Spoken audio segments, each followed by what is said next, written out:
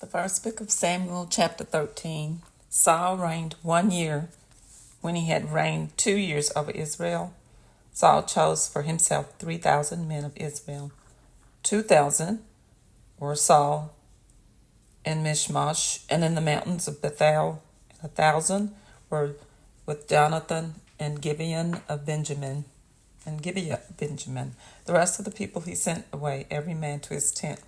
And Jonathan attacked the garrison of Philistines that was in Geba, and the Philistines heard of it. Then Saul blew the trumpet throughout all of the land, saying, "Let the Hebrews hear." Now all of Israel heard it said that Saul had attacked a garrison of the Philistines, and that Israel had also become an abomination to the Philistines. And the people were called together to Saul at Gilgal. And the Philistines gathered together to fight with Israel, 30,000 chariots and 6,000 horsemen, and the people as the sand, which is on the seashore in the multitude. And they came up and encamped in Michmash, to the east of Bethaven. And when the men of Israel saw that they were in danger, for the people were distressed, and then the people hid in caves and thickets and in rocks and holes and pits. And some of the Hebrews crossed over the Jordan to the land of Gad and Gilead. As for Saul, he was still in Gilgal, and all the people followed him trembling. Then he waited 7 days, according to the time set by Samuel. But Samuel did not come to Gilgal, and the people were scattered from him. So Saul said, "Bring a burnt offering and a peace offerings here to me." And he offered the burnt offering. Now it happened, as soon as he had finished presenting the burnt offering, that Samuel came, and Saul went out to meet him, that he might greet him. And Samuel said, "What have you done?" Saul said, "When I saw that the people were scattered from me, and that you did not come within the days appointed, and that the Philistines gathered together at Michmash, then I said, the Philistines will now come down on me at Gilgal, and I have not made supplication to the Lord. Therefore I felt compelled and offered a burnt offering." And Samuel said to Saul, "You have done foolishly. You have not kept the commandment of the Lord your God, which he had commanded you. For now the Lord would have established your kingdom over Israel forever. But now your kingdom shall not continue. The Lord has sought for himself a man after his own heart, and the Lord has commanded him to be commander over his people, because you have not kept what the Lord commanded you." Then Samuel arose and went up from Gilgal to Gibeah of Benjamin, and Saul numbered the people present with him about 600 men. Saul, Jonathan, his son, and the people present with them remained in Gibeah of Benjamin, but the Philistines encamped in Michmash. Then raiders came out of the camp of the Philistines in 3 companies. One company turned unto the road of Ophrah to the land of Sheol. Another company turned to the road to Beth Horon, and another company turned to the road of the border that overlooks the valley of Zebulun toward the wilderness. Now there was no blacksmith to be found throughout all the land of Israel, for the Philistines said, "Lest the Hebrews make swords or spears." But all the Israelites would go down to the Philistines to sharpen each man's plowshare, his mattock, his axe, and his sickle. And the charge for sharpening was a pim for the plowshares, the mattocks, the forks, and the axes, and to set the points of the goads. So it came about on the day of battle that there was neither sword nor spear found in the hand of any of the people who were with Saul and Jonathan, but they were found with Saul and Jonathan with his son. And the garrison of the Philistines went out to the pass of Michmash. Chapter 14. Now it happened one day that Jonathan, the son of Saul, said to the young man who bore his armor, "Come, let us go over to the Philistines' garrison that is on the other side." But he did not tell his father.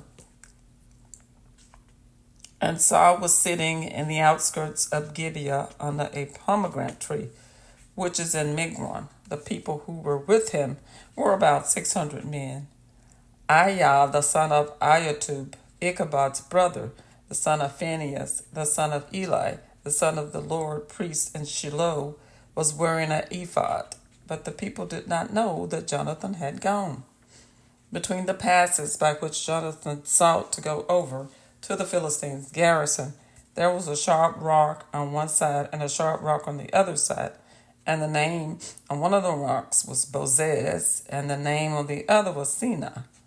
The front one faced northward opposite Michmash, and the other southward opposite of Gibeah. Then Jonathan said to the young man who bore his armor, "Come, let us go over to the garrison of these uncircumcised. It may be that the Lord will work for us, for nothing restrains the Lord from saving by many or by few." So his armor-bearer said to him, "Do all of this in your heart. Go then, here I am with you, according to your heart." Then Jonathan said, "Very well. Let us cross over to these men, and we will show ourselves to them. If they say thus to us, 'Wait until we come to you,' then we will stand still in our place and not go up to them. But if they say thus, 'Come up to us,' then we will go up, for the Lord has delivered them into our hand, and this will be a sign to us."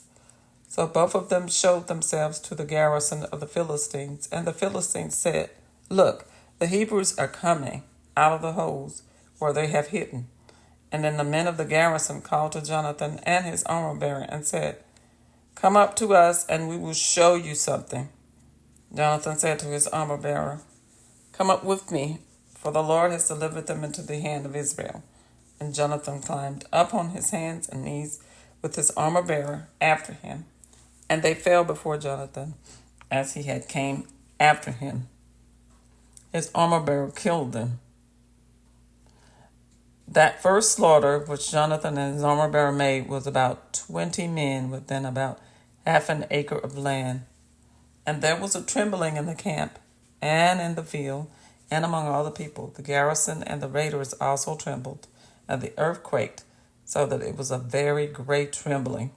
Now the watchmen of Saul and Gibeah of Benjamin looked, and there was the multitude melting away, and they went here and there. And then Saul said to the people who were with him, "Now call the roll and see who has gone from us." And when they had called the roll, surprisingly, Jonathan and his armor-bearer were not there. And Saul said to Ahijah, "Bring the ark of God here," for at that time the ark of God was with the children of Israel. Now it happened, while Saul talked to the priest, that the noise which was in the camp of the Philistines continued to increase. So Saul said to the priest, "Withdraw your hand." Then Saul and all of the people who were with him assembled, and they went to the battle. And indeed, every man's sword was against his neighbor, and there was very great confusion. Moreover, the Hebrews who were with the Philistines before that time, who went up with them into the camp from the surrounding country, they also joined the Israelites who were with Saul and Jonathan. Likewise, all of the men of Israel who had hidden in the mountains of Ephraim, and when they heard that the Philistines fled, they also followed hard after them in the battle. And so the Lord saved Israel that day, and the battle shifted to Bethaven.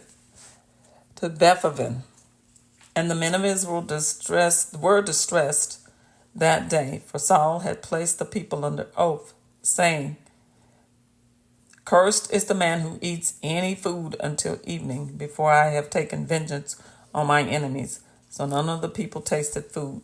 Now all of the people of the land came to a forest, and there was honey on the ground. And when the people had come into the woods, there was the honey dripping, but no one put his hand to his mouth, for the people feared the oath. But Jonathan had not heard his father charge the people with the oath.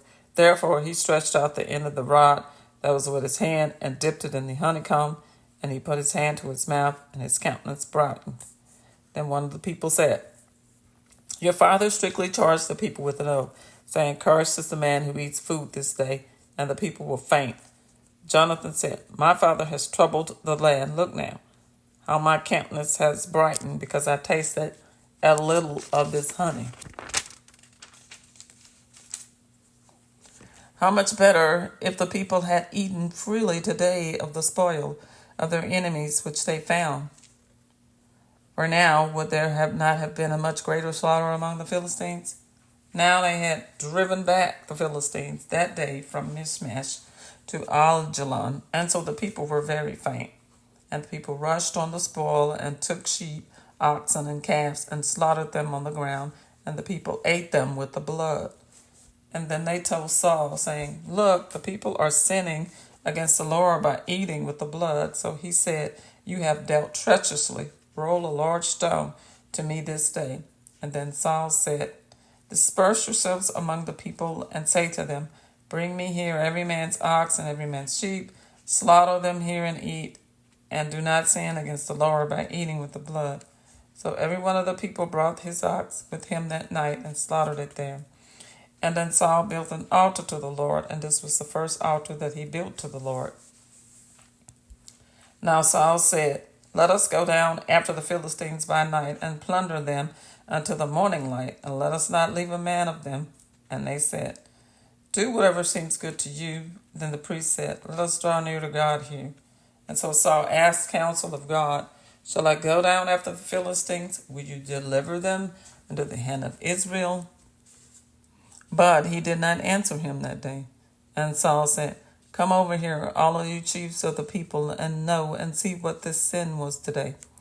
For as the Lord lives, who saves Israel, though it be in Jonathan my son, he shall surely die. But not a man among all the people answered him. And then he said to all of Israel, You be on one side, and my son Jonathan, and I will be on the other side. And the people said to Saul, Do what seems good to you. Therefore Saul said to the Lord, God of Israel, Give a perfect lot. So Saul and Jonathan were taken, but the people escaped. And Saul said, Cast lots between my son Jonathan and me. So Jonathan was taken. And then Saul said to Jonathan, Tell me what you have done. And Jonathan told him, and he said, I only tasted a little honey with the end of the rod that was in my hand. So now I must die. Saul answered, Gods do so, and more also, for you shall surely die, Jonathan. But the people said to Saul, Shall Jonathan die, who has accomplished this great deliverance in Israel? Certainly not. And as the Lord lives, not one hair of his head shall fall to the ground, for he has worked with God this day. So the people rescued Jonathan, and he did not die. Then Saul returned from pursuing the Philistines, and the Philistines went to their own place. So Saul established his sovereignty over Israel and fought against all his enemies on every side, against Moab, against the people of Ammon, against Edom, against the kings of Zobah, and against the Philistines. Wherever he turned, he harassed them. And he gathered an army and attacked the Amalekites and delivered Israel from the hands of those who plundered them. The sons of Saul were Jonathan, Jeushi, and Melchishua. And the names of his two daughters were these, the name of the firstborn Merab, and the name of the younger Michal. The name of Saul's wife was Ahinoam, and the daughter of Ahimaaz. And the name of the commander of his army was Abner, the son of Ner, Saul's uncle. Kish was the father of Saul, and Ner, the father of Abner, was the son of Abiel. Now there was a fierce war with the Philistines all the days of Saul, and when Saul saw any strong man or any valiant man, he took him for himself. Chapter 15. Samuel also said to Saul, The Lord sent me to anoint you king over his people and over Israel. Now therefore heed the voice of the words of the Lord. Thus says the Lord of hosts, I will punish Amalek for what he did to Israel, how he ambushed him on the way when he came up from Egypt. Now go and attack Amalek and utterly destroy all that they have, and do not spare them, but kill both men and women, infant and nursing child, ox and sheep, camel and donkey. So Saul gathered the people together and numbered them, and Telahim 200,000 foot soldiers and 10,000 men of Judah. And Saul came to a city of Amalek and lay in wait in the valley. Then Saul said to the Kenites, Go, depart, get down from among the Amalekites, lest I destroy all of you with them. For you showed kindness to all the children of Israel, even when they came out of Egypt. So the Kenites departed from among the Amalekites. And Saul attacked the Amalekites from Havilah all the way, Shur, which was the east of Egypt. He also took Agag, king of the Amalekites, alive, and utterly destroyed all of the people with the edge of the sword. But Saul and the people spared Agag and the best of the sheep, the oxen, the fatlings, and the lambs, and all that was good, and were unwilling to utterly destroy them, but everything despised and worthless, that they were utterly destroyed. Now the word of the Lord came to Samuel, saying, I greatly regret that I have set up Saul as king, for he has turned back from following me, and has not performed my commandments. And it grieved Samuel, and he cried out to the Lord all night. And when Samuel rose early in the morning to meet Saul,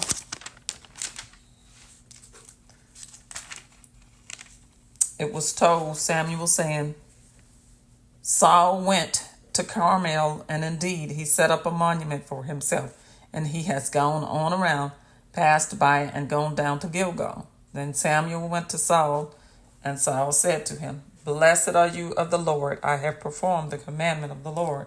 But Samuel said, What then is this bleating of the sheep in my ears, and the lowing of the oxen which I hear?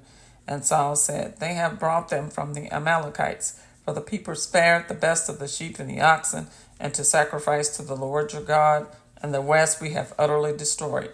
Then Samuel said to Saul, Be quiet, and I will tell you what the Lord said to me last night. And he said to him, Speak on. So Samuel said, When you were little in your own eyes, were you not head of the tribes of Israel? And did not the Lord anoint you king over Israel?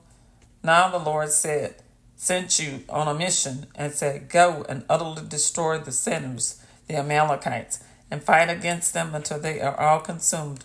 Why then did you not obey the voice of the Lord? Why then did you swoop down on the spoil and do evil in the sight of the Lord? And Saul said to Samuel, But I have obeyed the voice of the Lord, and gone on the mission on which the Lord sent me, and brought back Agag, king of Amalek, and I have utterly destroyed the Amalekites. But the people took of the plunder, sheep and oxen, the best of the things which should have been utterly destroyed, to sacrifice to your Lord your God in Gilgal. So Samuel said, Has the Lord as a great delight in burnt offerings and sacrifices, as in obeying the voice of the Lord? Behold, to obey is better than to sacrifice, and to heed them the fat of the rams. For rebellion is as a sin of witchcraft, and stubbornness is as iniquity and idolatry. Because you have rejected the word of the Lord, he also has rejected you from being king. Then Saul said to Samuel, I have sinned, for I have transgressed the commandment of the Lord and your words, because I have feared the people and obeyed their voice. Now therefore, please pardon my sin and return with me, and I may worship the Lord. But Samuel said to Saul, I will not return with you, for you have rejected the word of the Lord, and the Lord has rejected you from being king over Israel. And as Samuel turned around to go away, Saul seized the edge of his robe and tore it, and it tore. So Samuel said to him, The Lord has torn the kingdom of Israel from you today, and has given it to a neighbor of yours who is better than you. And also the strength of Israel will not lie nor relent, for he is not a man that he should relent. Then he said, I have sinned, yet honor me now, please, before the elders of my people and before Israel, and return with me, that I may worship the Lord your God. So Samuel returned back after Saul, and Saul worshipped the Lord. Then Samuel said, Bring Agag, king of the Amalekites, here to me. So Agag came to him cautiously, and Agag said, Surely the bitterness of death is past. But Samuel said, "As your sword has made women childless, so shall your mother be childless among women." And Samuel hacked Agag in pieces before the Lord in Gilgal. Then Samuel went to Ramah, and Saul went up to his house at Gibeah of Saul. And Samuel went no more to see Saul until the day of his death. Nevertheless, Samuel mourned for Saul, and the Lord regretted that he had made Saul king over Israel. I have read for you from the first book of Samuel, chapters 13 through 15.